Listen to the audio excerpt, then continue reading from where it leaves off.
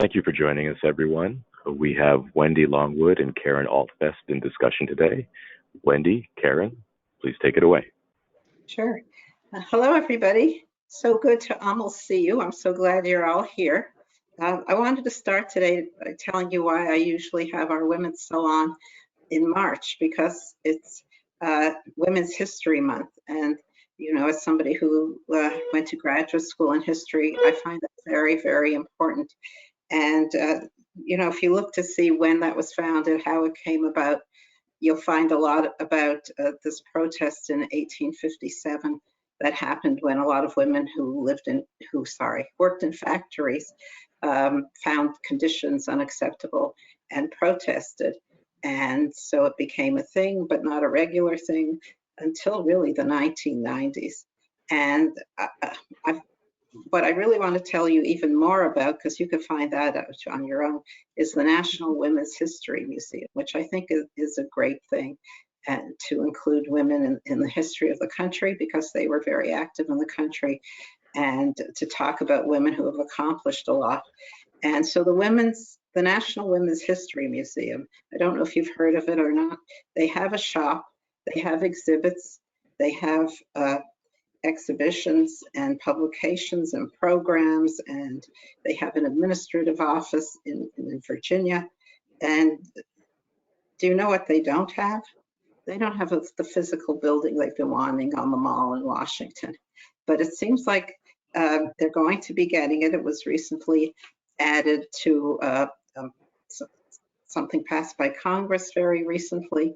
You know, that $600 check you or your neighbors got, it was added in there.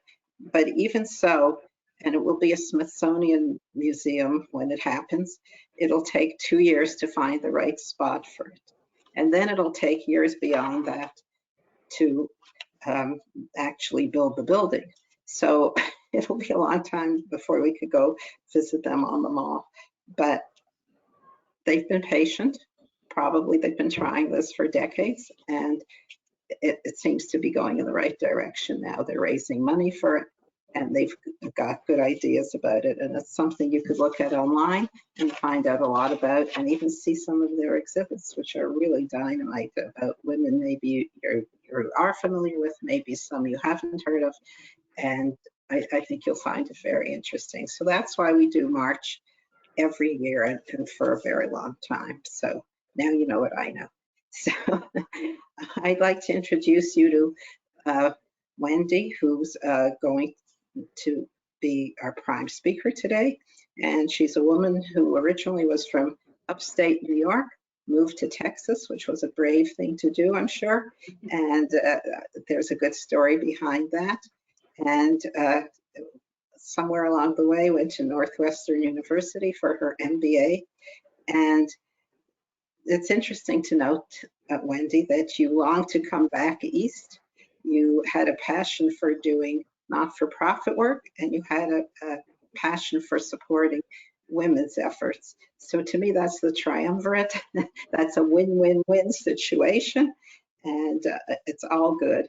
And you've become a global leader because your organization, Dress for Success, is a global organization. It's not the organization that you started with and a lot of New Yorkers are familiar with, but has become much, much bigger. And so I wondered if you could tell us how you originally got involved. Oh, absolutely. And thank you so much for having me, and welcome to everyone out there. It's always a treat getting to connect with people and talk about my journey, but especially where I am now. So just to kind of step back, as Karen was saying, with Dress for Success, everyone, or not everyone, a lot of people recognize the name and recognize the brand. And the first thing that people usually say to me is, oh my gosh, that's where I give all my clothes, which is fantastic and wonderful.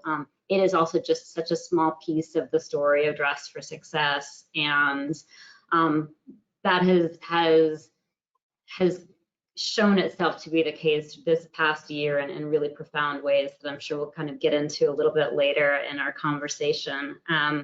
My journey to Dress for Success really started with circling back home. I grew up in upstate New York, as Karen mentioned, and started my career actually in New York City in the nonprofit sector. And after, I don't know, a decade plus in the city working in a variety of different nonprofits, I decided I wanted something just different. I wanted to head west, and so ended up spending time in Denver, spending time in Texas, outside of the nonprofit sector actually, but still connected with causes and initiatives that I felt passionate about. And just prior to returning back to New York, I was in Austin, Texas, working for a startup. And what was interesting there is it was a startup technology company, not software, hardware, micro hardware, software technology. I was brought in to start to operationalize the business there.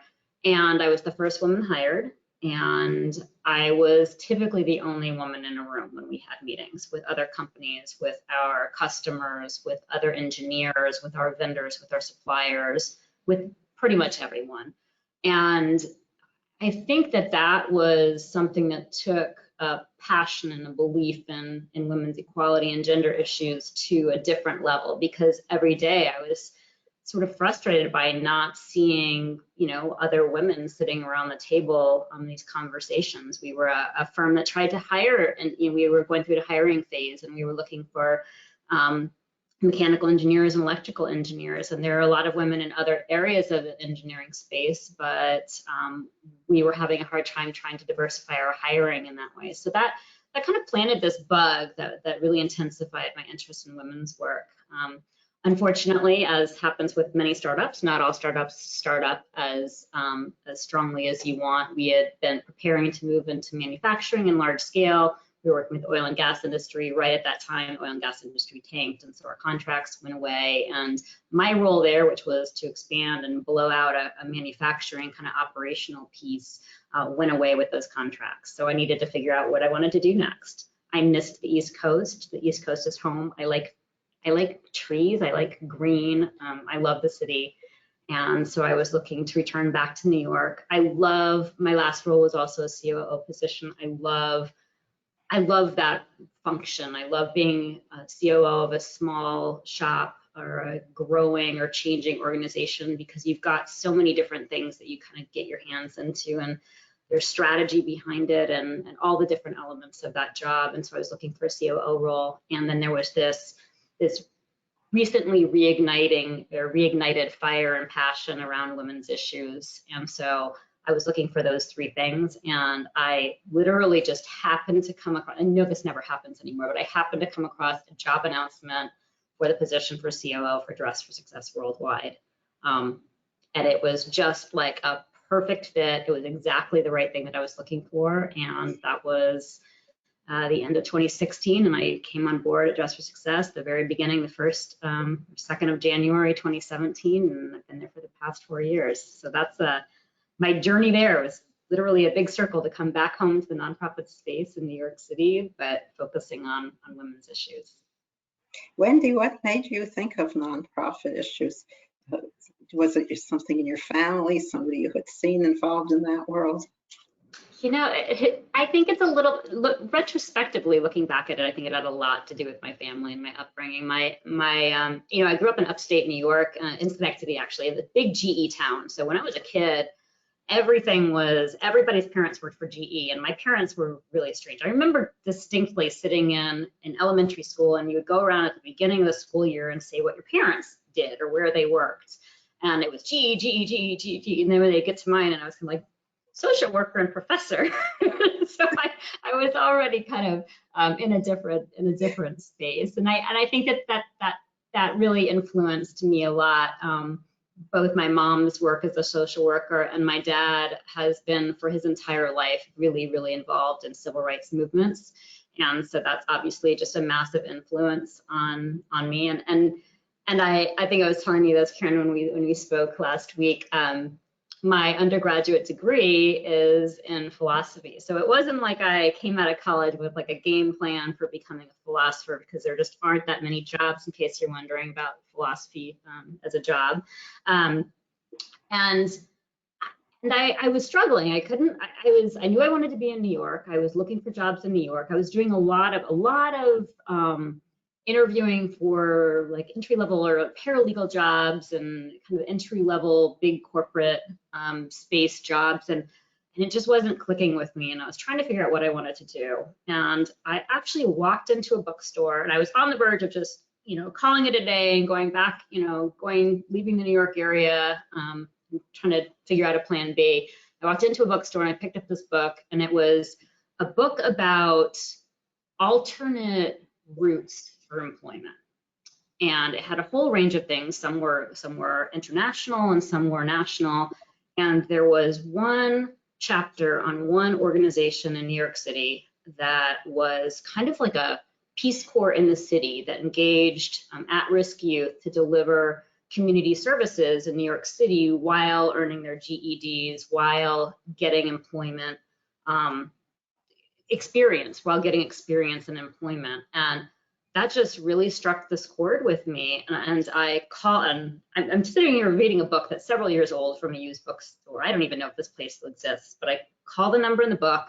They're hiring. I went in, I think the next day, and interviewed, and 3 days later, it was my first day on the job. So again, things just kind of fell into place. It wasn't a plan, it wasn't an intention, but I think I realized, and if I look back now, there's just this thread of wherever I've been, I believe passionately about what that place is doing, whether it's contributing to a cause like a nonprofit space, or even, at the engineering firm, I really believed in the technology and its potential to transform the spaces that we were in. And so I think that's the thread, but the how I stumbled into nonprofits is quite literally a bookstore and a chapter in a book and a random phone call. Well, I wouldn't put too much faith into the random part of it. I think you were ready. And I think deep down you felt the right fit for you. Yeah, absolutely. So could you tell us a little bit about what Dress for Success now offers? What are the other parts? You said people talk about giving their clothes. That's a small part. What's going on there now? Yeah, so I'll answer that in two ways. The first is that Dress for Success as an organization, from its initial origins, literally in the basement of a church in New York City, has grown over the past almost 25 years to a global organization. We're in 25 countries. We have 145 affiliates around the world. The core tenets of Dress for Success, and actually Dress for Success's mission, is to support women attaining financial independence. So that has always been the end game, is to kind of envision this world where women are not living in poverty, and to be a concrete solutions provider for women to start and then continue on that journey towards self-sufficiency, towards economic empowerment. And really early on in the course of the organization's history, which started with the suit, the dress, what everyone kind of recognizes us for, which is still a flagship program, but it's really the point of entry into the services that we offer. That programming has evolved to include employment retention programming. So if you get the job, how do you keep the job? How do you navigate politics in the workplace? How do you navigate your career and challenges and balance that with responsibilities that you have or challenges that you have in your own life? Through to programs that focus on leadership development and career advancement and negotiating for yourself and knowing your worth and being able to kind of go out there and ask for what you deserve in terms of the workplace and in salary. And a big key part, and I think this is the part that really I feel a connection with the work that you do, Karen, is that women need to understand finances. And so we do have a financial education, financial literacy component to the programming that we deliver. And I think that that's the place where I see this really profound transformative power of information and of knowledge, and what that does for the women that enter our programs. We even during COVID ran an abbreviated virtual series of our financial education programs, and you see things like even during that time, we had, I think, a 23% of the participants were able to reduce some of their debt, even during the challenges of 2020. And I think the thing that speaks to me most, that I really get passionate about, is that when women start the program, they're asked, how confident are they? How confident do they feel about their financial future? And I rated on a scale from 1 to 100, and it was in the 50s. So not really confident, not feeling too assured about where and how they were navigating their financial futures. And then at the end of the program, we tested again, and that kind of average score, or the average had gone up to 88 out of 100. So that knowledge, that being able to equip women with basic information and access to information, and so often the women that we're working with in these programs are women who I think thought for some reason that financial matters, investing, retirement, those are things that are for someone else making a different salary. That's for another type of person, but not for me and not for my family. And overcoming that hurdle and giving them the knowledge. I mean, knowledge is an amazing thing, and I think that's the area of what we do that I feel just so incredibly. I feel incredibly inspired by what you see when you see the women who come to our organization from that entry point of, I have an interview coming up and I don't have the right attire, and maybe I don't know how to interview in the right way, and going through the journey of kind of pre-job to getting the job, and you already see this boost in confidence just the second. I think that's the magic of the clothing piece. It's really not about the clothing. It's about self-confidence and rediscovering confidence for women who are coming to us who have lost that.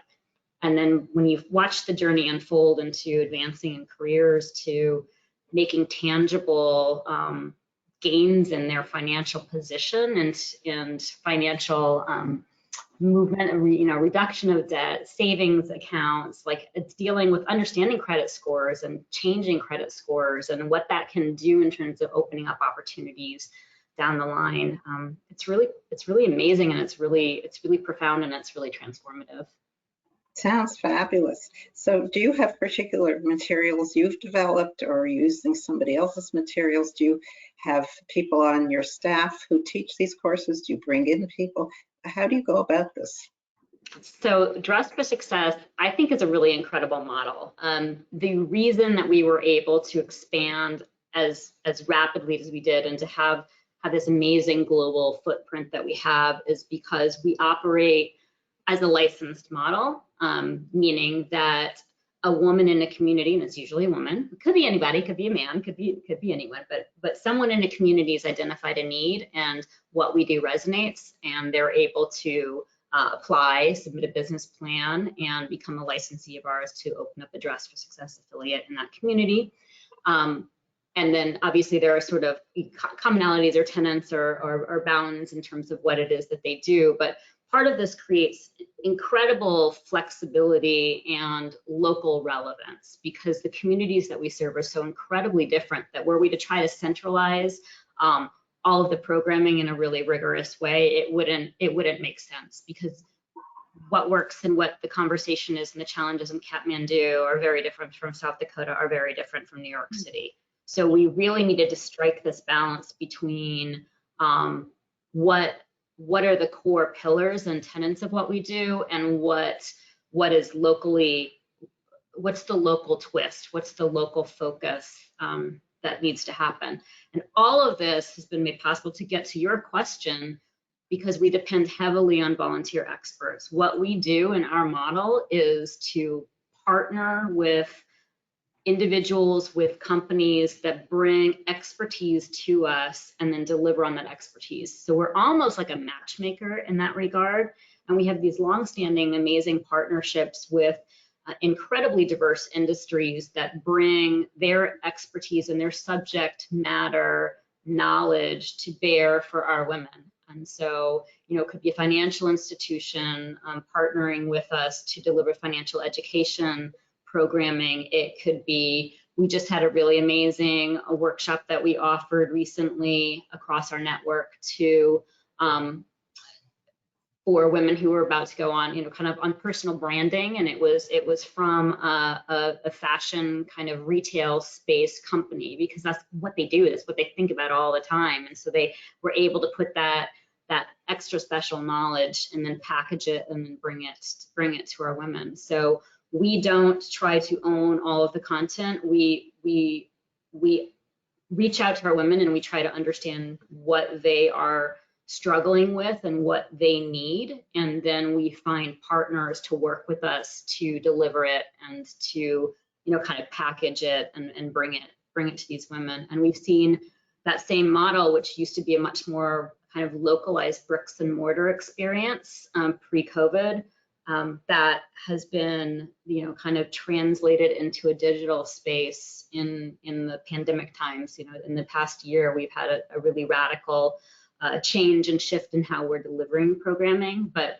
that piece of it, that pairing up or matchmaking with individuals and corporations who are experts with our women is how we're able to reach the numbers that we are and how we've been able to grow and have such an incredible geographic footprint.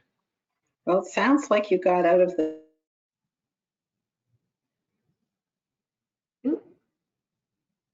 just stalled. The church basement. Do you have your own building? Suite of office? We don't. I'm hoping that I'm still online live here. I've got a little bit of a stalling, so hopefully this is working just fine. Oh, okay, good. You cut out a little bit. I don't know if it's my internet or yours. It's the joys of our new reality. We don't have our own building. We lease our space.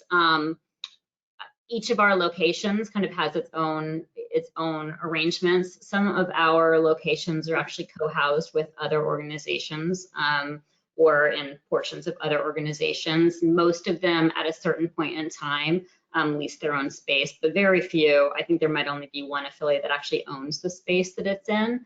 And so most kind of just are in a space that they've identified that is accessible to the women that they serve, which is of utmost importance. And we'll see what happens and to what extent things look different in a post-pandemic world, because I think that is influencing how people think about their physical presence and commercial real estate. And I don't think that that's settled out yet. So it'll be interesting to see how that works. But the core headquarters for Dress for Success, the Dress for Success Worldwide, which is like the parent kind of managing organization where I sit, we're in New York, in Midtown. Glad to hear that.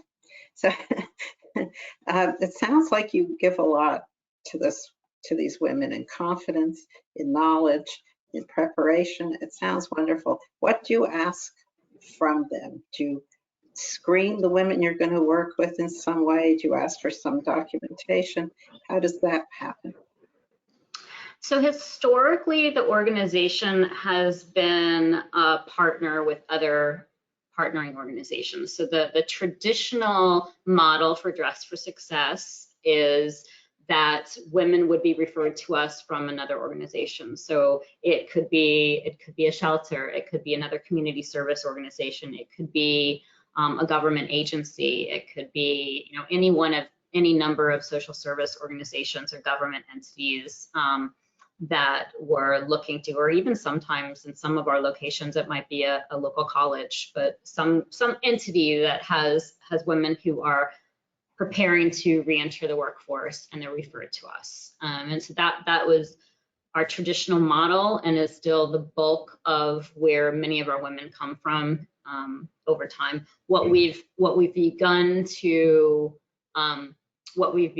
explore and are starting to rethink is opening up that beyond, and this has really been driven in part by the pandemic, but we were thinking about it before, because part of what we've always done has been very reliant on sort of the bricks and mortar, in-person services, which are such a critical part of what we do. But we've also recognized that and have wanted to have a digital component. And when you're able to bring a virtual or a digital component, you are no longer have the same geographic bounds that you did before. And so then it becomes more of a self-referral situation. So we're still in the process of beginning to integrate some of that through creating digital communities of women and creating opportunities for women to participate. But if a woman needs our services, if a woman feels that she would benefit from our services, if a woman wants to find community and find that sisterhood that can help her in her career trajectory and to help her, you know, kind of find like-minded people who can support her in her journey, we're not turning anyone away. We're here for women, and we're here for helping women navigate the challenges that they're encountering. That's exciting. Just let me take a second to remind people who are listening in, if you have questions as well, please send them in your chat and they will be read at the end and addressed to the right person by Max, who's in charge of technical support at Altfest. So please feel free to write at any time. Wendy, do you feel that women were affected in their workspace more than men during the pandemic? Yeah, absolutely. I mean, I think it's hard to pick up a newspaper, or I guess click on a newspaper now without seeing a lot of the headlines around the impacts of the pandemic on women. I think not only were women disproportionately affected with job cuts, and part of that by virtue of being women being the predominant people in a lot of the sectors that were heaviest hit, like retail and hospitality, sectors that have a lot of women working in them. But when you look at just the job loss, the statistics are just simply there. And the other elements of the impact have to do with what happens to women at home, and women taking on a disproportionate amount of, you know, the kids at home now, the kids in school, and all of those different elements. One of the things that is one of the many data points that we've been watching and seeing this is a study that Deloitte did that did a survey of women, and the thing that I think is really distressing to me is that 7 out of 10 women, so 70% of the women who had experienced a negative shift in their routine due to COVID, which I think would be most women, thought that it would negatively impact their career progress. So the concern to me there is that was a statement not just about, you know, right now it's tough, but that was looking ahead and saying this time and space and the impacts of this pandemic on my life are going to have a negative long-term impact on my career progression. And when we surveyed our own women and our own affiliates surveyed their women, most of our affiliates, like almost 80% of our affiliates, reported among the things that they're hearing from their women is anxiety about financial future. And so those are distressing. I think we're in an emerging, you know, kind of growing awareness over many years of the discrepancies and disparities between, you know, women and men in the workplace, and in terms of, you know, certainly the wage gap, and yesterday being Equal Pay Day just kind of highlights that. And I think unfortunately the pandemic has exacerbated and you know, expanded all of those, kind of elevated all of those already existing challenges in some really profound and disturbing and disproportionate ways, which is really unfortunate. And we're seeing it at a global level. It's not just specific to the US, and it's everywhere. Throughout your discussion, I've been wondering if you or any of your affiliates work with men as well. So our mission is to support women. So we do not typically work with men. We work with with women or those who identify as women.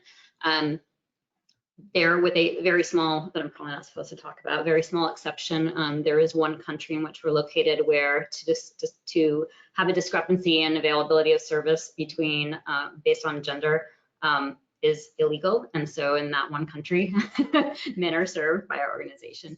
We do have some of our affiliates are in partnership or might be under an umbrella organization that offers services differently. But Dress for Success itself, our commitment, our focus is really helping women to achieve financial independence, because that's where the gap is. Do you get to travel in your position to some of these countries? Not really. I have not been in the position to travel. We do have every year, well, prior to COVID, we have an annual affiliate leadership conference and bring together representatives from all of our affiliates. And that, I mean, talk about inspiring. These are the individuals that founded all of these affiliates around the world and that work in there and that just really tirelessly commit their all of their effort into creating these organizations. And many of our affiliates, when they start up, they're almost completely volunteer based. This is someone who is really, this is a passion-led, a passion-led organization, and these are passion-led locations. So I get that opportunity. I wish I had the opportunity to go and visit all of our sites. We have a head of our affiliate relations who is the one that's kind of more the point person who gets to go out and check out and see everything live. So I wish I could. Could you tell us some difference that we wouldn't expect or we wouldn't have known about in some other country, that's something that's important to women that we're not quite aware of in our own society? Oh my gosh, that's a really tough question. And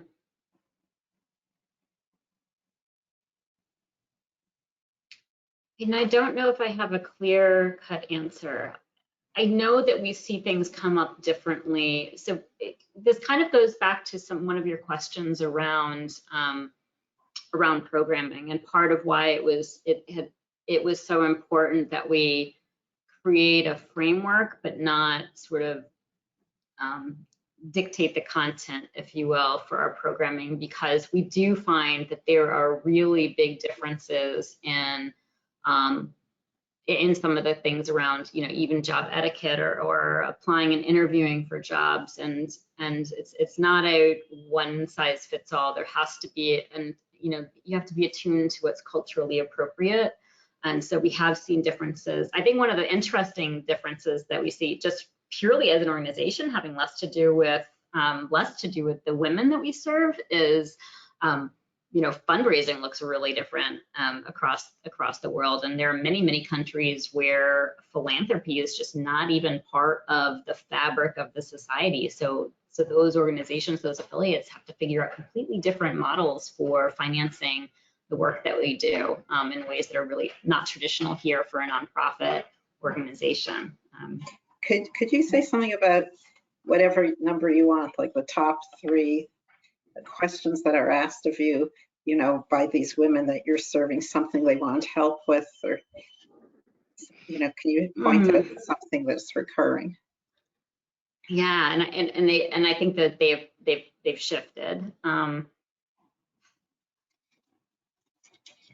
trying to think. I don't know if it's so much the top 3 questions. I think that the buckets have to do with how to present yourself in a way that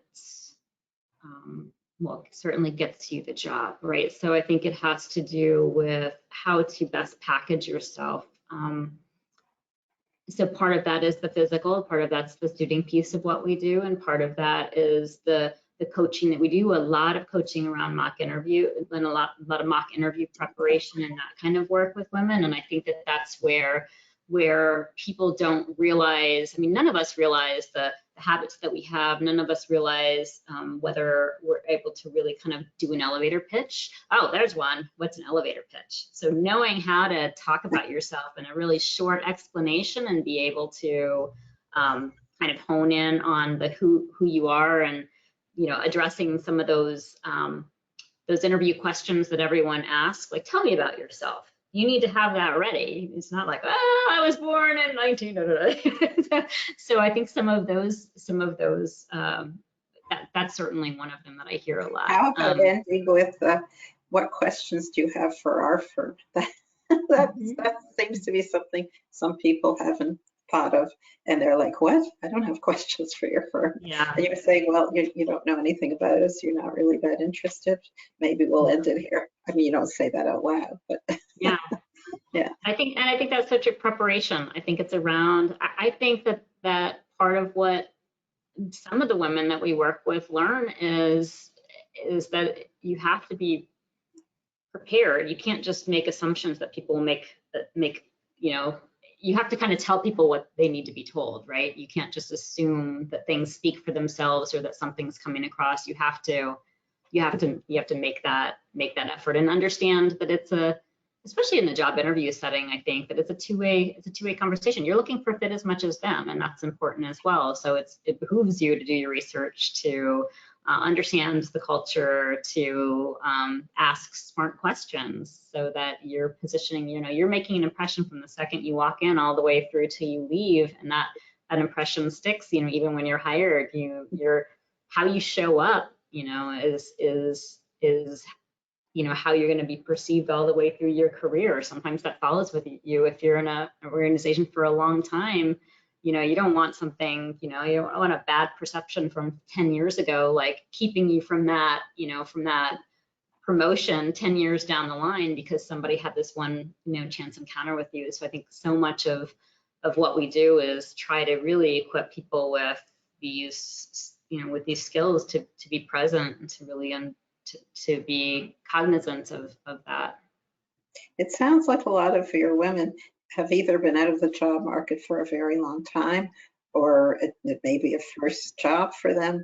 Is that true? That's the impression I'm beginning to get. You know, it's a little bit of everything. I would say that historically in the early years of Dress for Success, it was women who did not have a lot of experience in the workforce. I think that as I understand it, around the 2008-2009 recession, that changed, and we started seeing a much more broad swath of women coming to us for our services. And in fact, at that point in time, the board removed the word disadvantaged from our formal statement of who we serve, because there were women who did not identify with that term, but still were in a position where they needed support and where they needed to come to us, but they wouldn't have done that because they didn't place themselves in that box. These were women who might have been employed, but because of a recession and because of circumstances found themselves in the job market for the first time in many, many, many years, and made in completely outdated skill sets. And so there was a need for upskilling. So the spectrum of who we served changed quite dramatically, and we started seeing sort of more of a like an inverse bell curve. We started seeing many more younger women, but then a lot more kind of 50+ women who were sort of re-entering job search mode, you know, for the first time. And we have, you know, women who've taken time out and are coming back. So it does cover the spectrum. But you know what I think is true still though, actually, when in terms of our demographics globally, about 50% of the women that we serve are under the poverty line, however that's defined in their location that they live in. And I would say that so many more of the women that we serve are, if not technically below poverty line, they're just riding that cusp of, you know, kind of paycheck to paycheck, or just kind of getting by, where, you know, that one, you know, need to replace a roof, or a car accident, or health concern, or pandemic, can be the thing that just puts them, you know, kind of over the edge and throws them into financial turmoil. So the women that come to us are looking for support, and I think find themselves not feeling confident. And I think that that's so much of what we do. I think women just, as women, are incredibly resilient, and just have incredible depth. And I think sometimes it's just needing to rediscover the thing about you that's unique and special, and how to tap into that, find your confidence again, get that boost, and be prepared to kind of take a deep breath and go forward. And I think that's part of what we do. That's really great advice. Do you think that that advice is the same as advice you give to women you're seeing and meeting and are going into an office building? That's for women who are doing it all virtually. They may be applying for jobs virtually. They may be meeting management virtually. And if they're hired, then they're starting to work virtually. Are there different rules? I think a lot of it is this. I mean, I think a lot a lot of things are the same. I think some things, some things are different. We've shifted, and in terms of some of the interviewing, training that we're doing. How do you interview on Zoom? Like things about making sure, checking your background, like making sure things are appropriate, and just some of those things. I think there's some technical issues, and I think everybody's seen them. I think a lot of what we do is a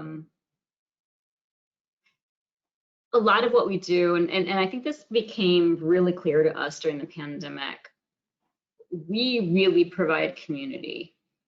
What was interesting is prior to the pandemic, we had been on about a 4-year journey. I think I mentioned this, on trying to think about how to deliver programming virtually, and had been going pretty significantly down the road of developing a portal and almost like an individual learning platform. Like I as Wendy could go on there and I could put in whether I was a job seeker or if I was someone who's looking to advance in my career, I was looking for leadership development, and I could pick a course and I could take that course and gain these skills and move forward. And we were pretty far down the road of developing that as a resource for women, as a free resource for the women that we serve.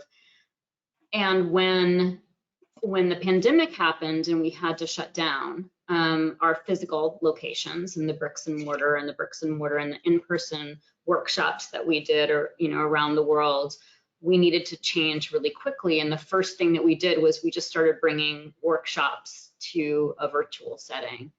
And what we discovered in doing that is that our secret sauce all this time has really been the community, building that we create in our programs, and the feeling of one-on-one attention and support, like in tandem with support of other women participating and being on the journey with you.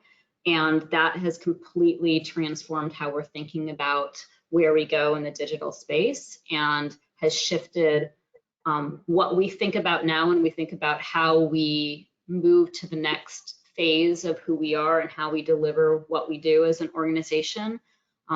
A phrase that we use a lot in our office is democratizing networking. One of the things that we know about how women advance in their careers and the difference in networking for women versus men, and women, a lot of studies have shown that women's networking, part of what many very successful women have, is this sort of small network, your kind of personal board of advisors, if you will, that are part of how they, kind of navigate the universe. They're trusted people they go to.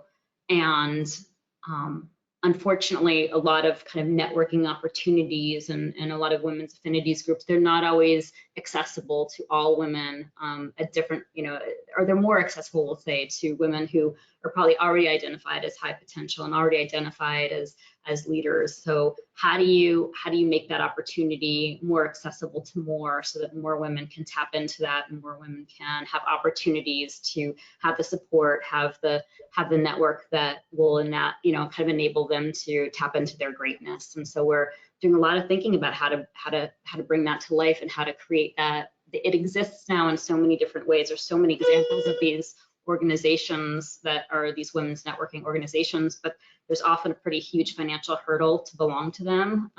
So it just by default leaves women out, and we want to be inclusive. Sorry, my buzzer's going. So that's kind of where we're focusing now. It's been an interesting learning from COVID and from the pandemic. So just to leave your client base for a moment, what about women who are looking for higher level positions? They've had a lot of training, they've had a lot of education, they're comfortable in that space. Are there any other tips you could give women like that? I think, well, A, I think it is important to find your trusted people. B, I think that women, and all of the data shows this too, I think women, I forget what the specific statistic is, something like if there are 10 criteria on a job, a man will apply for a job if he has 6 of the 10, or maybe it's 4 of the 10, and a woman won't apply till she has 10 of 10. So I think that women should feel emboldened to take more risks and to pursue things, even if they don't have all the check marks, because the guys are doing it, so we should too.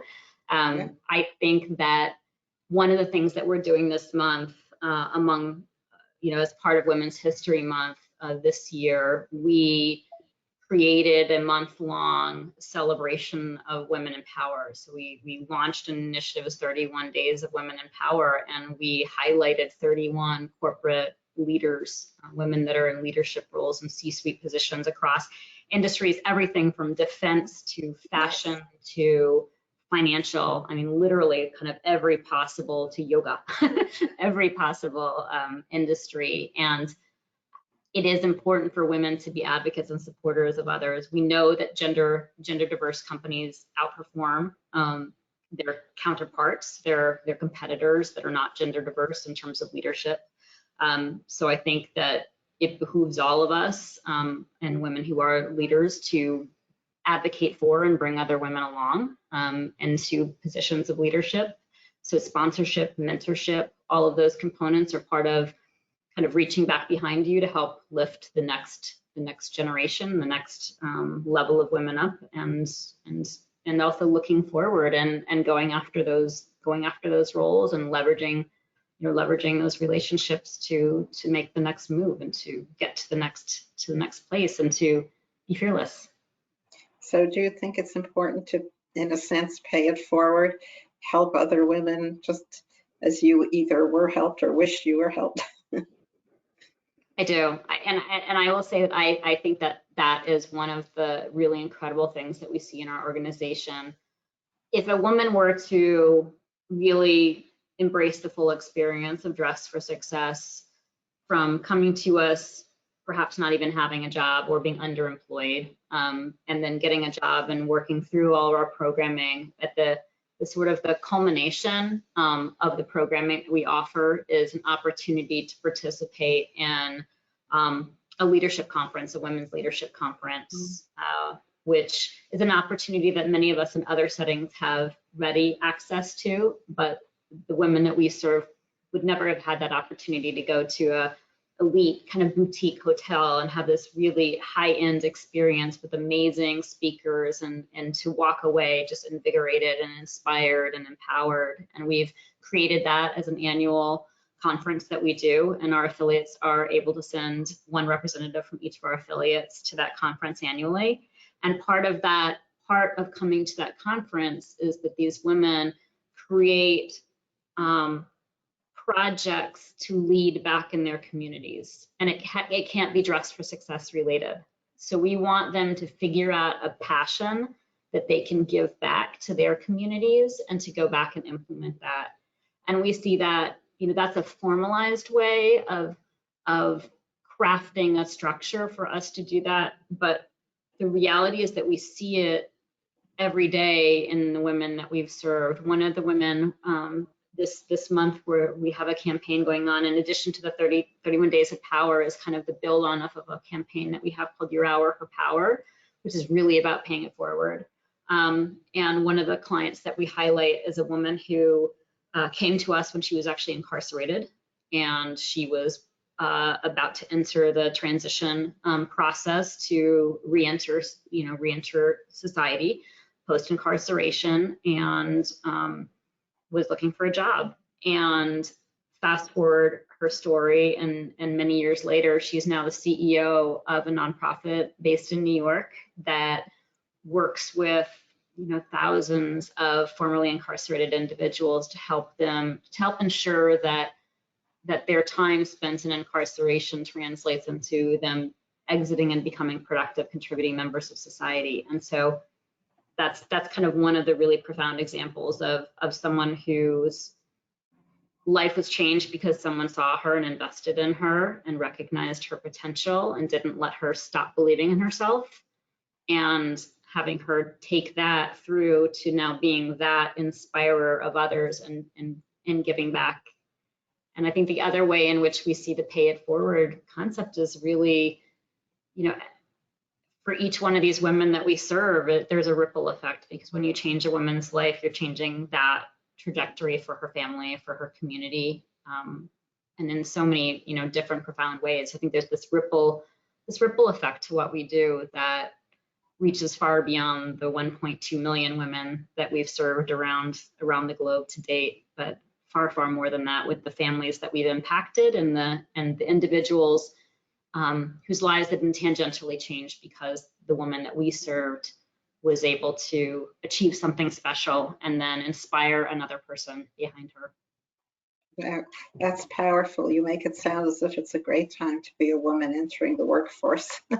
To bring us pretty full circle and to leave a little time for questions that I hope are in the chat, I would like to ask, since Dress for Success has become a global force, can you tell us, other than donating a suit, how we can help the organization? Absolutely. So as you said, we are the only global nonprofit employment resource for women. So now at a time when women are so impacted by the pandemic and the kind of ensuing economic crisis, our priority right now, our most critical need right now is to be able to deliver programming and be able to respond in ways that are timely and responsive and relevant to what women are facing right now. And the most impactful way to do that is for financial support. Right now, throughout the month of March, we have our Your Hour, Her Power campaign. And for those of us who were lucky enough to have retained our employment to be okay financially during this time, we're asking people to donate an hour of their pay to help transform the life of one of the women that we served. And so that is our campaign, and that is our most urgent call to action. We also do, as I said before, we depend upon volunteers as the deliverers of expert content for our women. And so there's opportunities to get connected with these women, to get involved with these women. That's just going to a website and finding the affiliate nearest you and seeing what those opportunities are. Some of the opportunities are more limited now because we are in a different, space and not doing this quite the same kind of, bricks and mortar work as we were previously. So there's maybe some limitations there, but there's some opportunity there. And then, as I mentioned, the initiative that we're taking to create networks and create communities for women in order to help them advance. We need women of all different types and all different levels in their careers in that community, so that there's a mentoring component to it, so that there is an opportunity to help develop and cultivate and support other women. And so we're building out that community. So that's an online community. So that's another opportunity for people to connect with us, join, become part of that community, and make connections, attend the events, and serve, almost in a mentoring capacity as part of that community. So those are. That's a good way to reach out to your website, or what would be the best? So the first one is yourhourherpower.org is our microsite for our campaign, and we are nearing the end of the month. We are nearing the end of our campaign. We had an aggressive goal for us. It's the first year running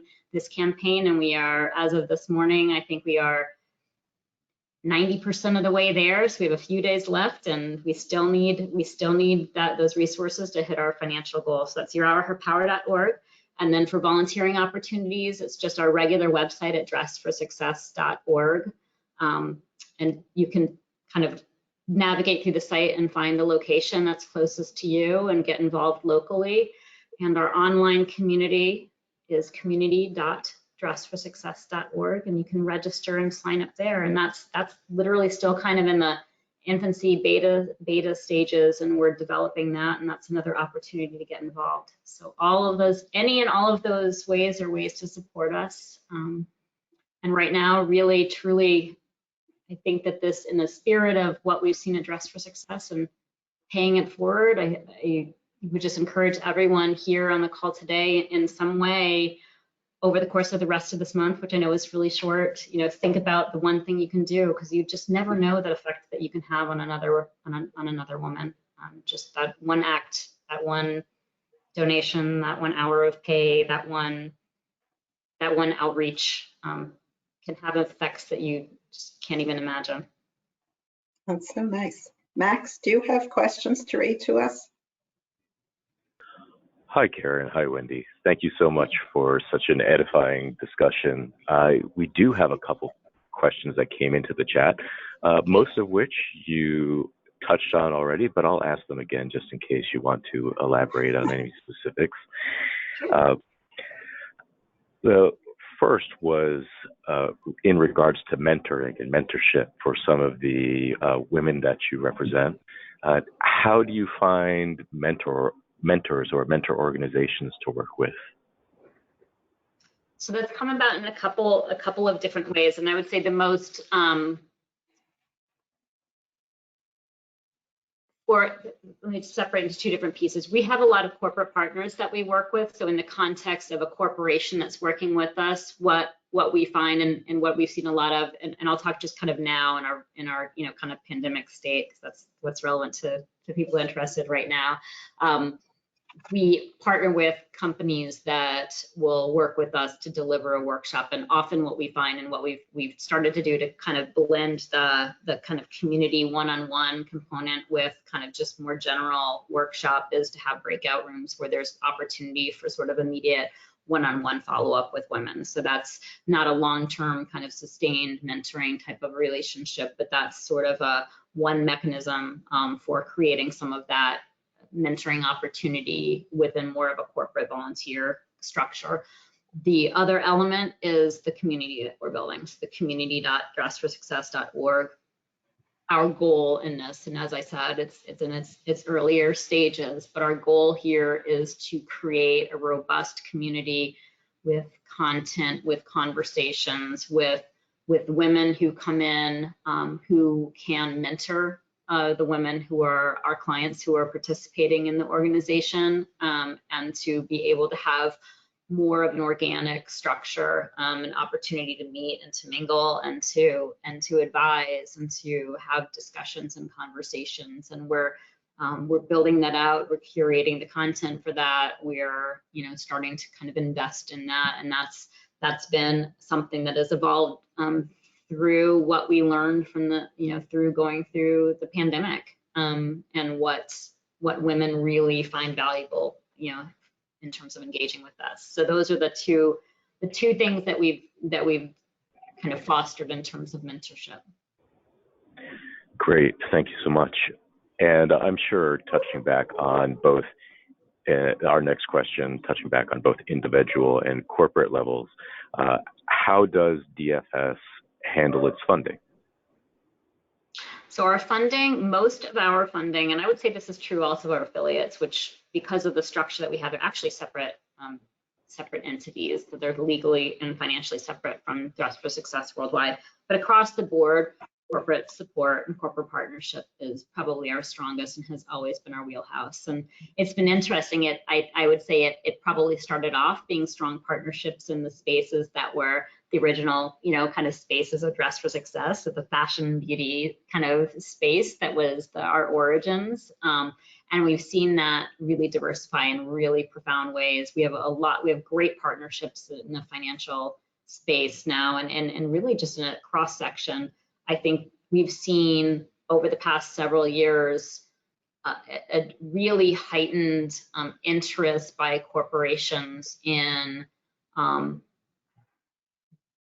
advocating for women's equality in the workspace and finding opportunities for genuine engagement and supporting. And I think that it's the women and the individuals and the employees and the men and these organizations that are, calling upon their organizations and their companies to, kind of put their money where their mouth is, or put their actions where their mouth is, and to actually kind of engage and be part of the process. And we're seeing that with this campaign this year, the Your Hour Power campaign, in tandem with the 31 days of Women in Power. We have over 40, I think it might be about 60, sorry, 50. We have probably close to 60 companies that are partnering with us on this. And part of it is supporting Dress for Success in our work. And part of it is having real, genuine conversations in those companies about women in that workplace and women's advancement in those companies, and highlighting and spotlighting women leadership and supporting and advocating for that. So that's kind of what we've been seeing recently and how we're doing and where our support comes from. It's really significantly corporate. And that said, individuals are our other big part of our mix. Great, So thank you so much. I'd like to say a word to our Altfest friends listening in today, and I hope you enjoyed the session very much. Please drop me a note to tell me what you liked about it, and particularly give me ideas for something you would like to hear in the future. I'm always very, very interested in your thoughts. I hope it won't be long before we can meet in person. That's sure to happen sometime. Lou and I were both double vaccinated, so maybe we're getting closer. I hope you were vaccinated if it was appropriate for you and your place in life and your age group as well. And I think it won't be too long before we meet. All through the pandemic, we've had advisors who were willing to meet people, sometimes in our offices, sometimes outside at clients' homes or in parks or at restaurants outside. So please feel free to call anytime.